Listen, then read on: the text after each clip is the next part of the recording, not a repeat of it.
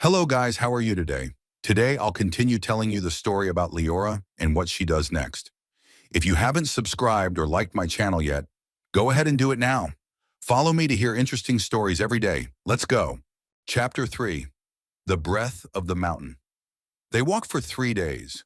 Through groves of crystal trees and rivers frozen mid-ripple, Lyra, the boy named Bran, and his silent wolf climbed ever higher toward the jagged peak Bran had drawn in the snow. The mountain was called Veilspire, though no map dared name it now. It was where the wind forgot how to sing. On the second night, as they reached the foot of the cliffs, Liora looked back. The forest below was hidden in mist.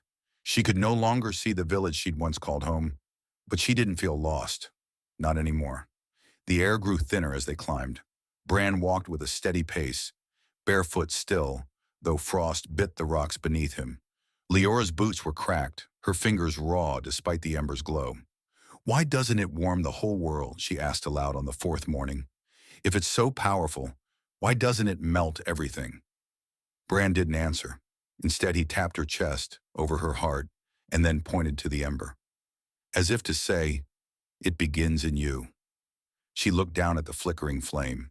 It was smaller now, flickering more.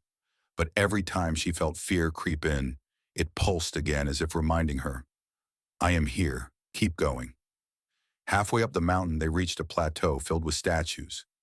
Liora gasped. Men and women, children, even animals, all frozen mid-motion, some with hands outstretched, some cowering, some reaching toward an invisible warmth. Their faces were full of life, but their bodies were encased in ice, like glass blown around a breath. "What is this place?" she whispered. Bran knelt beside one, a woman with tears on her cheeks and a flower clutched in her frozen hand. He drew in the snow. A heart, breaking.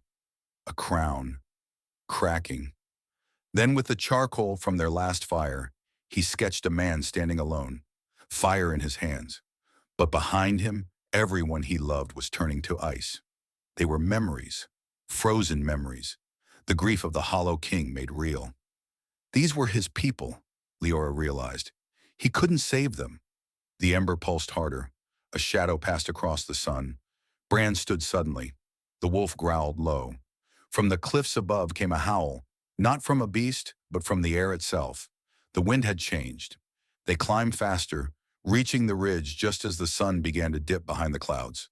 Snow whipped around them now, not in soft flakes, but in shards like the mountain was testing their resolve. At the summit stood an arch of black stone, carved with ancient runes. Beyond it, nestled in the mountain's crown, stood a structure of silence. No smoke, no torches, no footprints, just stillness. Lyra stepped forward, and the world went quiet, completely. No crunch of snow, no beat of her heart. Even her thoughts felt muffled. The wolf whimpered, unable to bark. Bran clutched his head and fell to his knees. Liora staggered, dizzy.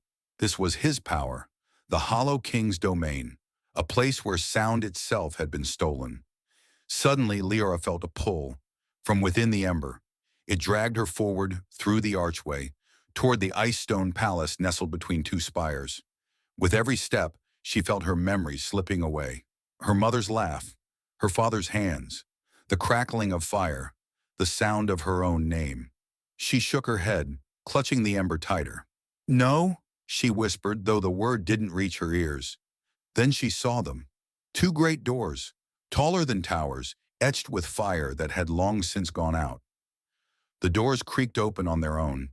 Inside, a throne of pure silence awaited, and upon it sat a figure, wrapped in flowing robes of frost, a crown of jagged ice on its bowed head. Lyora stepped inside, but before she could reach him, the vision struck her. More powerful than before. She was on the throne again. Her hands were pale. The flame now hovered over her chest, still, but cold. Bran and the wolf stood below, unmoving. The whole world lay beneath her feet, frozen, lifeless, and she sat tall, still as stone, eyes hollow and empty. "You can stop the pain," a voice whispered in her mind. "You can silence the sorrow." The flame flickered once, then again. Liora clenched her fists. "No," she breathed, and just like that, The vision shattered. She collapsed to the icy floor, shaking. Bran ran to her side. The wolf nuzzled her hand. The ember still pulsed, weak but alive. The Hollow King had seen her, had tested her, and he wasn't finished. Did you like the third chapter? If yes, make sure to subscribe, like, and follow my channel. Next, I'll share the upcoming chapters of Liora's story. Bye-bye.